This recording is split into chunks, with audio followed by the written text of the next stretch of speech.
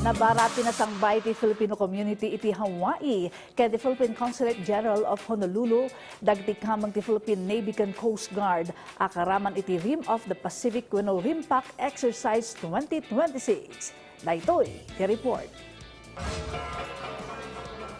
Naikan gundaway ti Filipino Community iti Hawaii a makita, makadwa kan personal ang makatungtong dagiti contingent ti Philippine Navy ken Coastguard nga adda iti Hawaii ita para iti agtultuloy a Rim of the Pacific wenno RIMPAC Exercise 2026, the world's largest maritime exercise.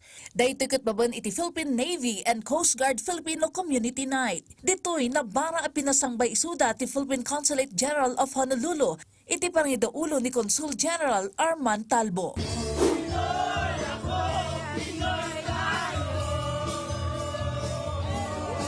We are so very proud here in Hawaii. Naragsak kami lang unay ako. Nakadanon dagitoy barko tayo ditoy and they bring with them the Philippine flag and the pride of being Filipino.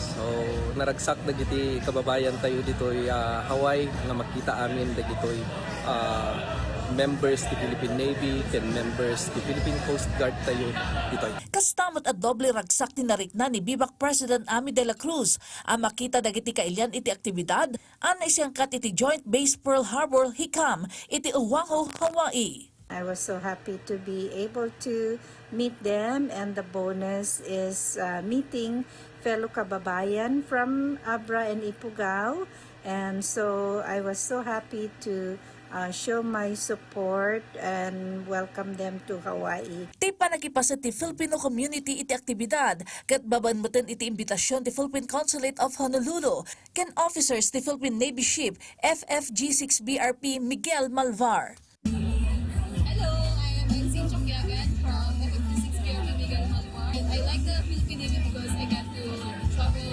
the world and I also got to see other cultures besides the Philippines. Ako nga pala si Lieutenant Colonel Francisco Sita na Engineer, Dental Service from the Philippine Navy.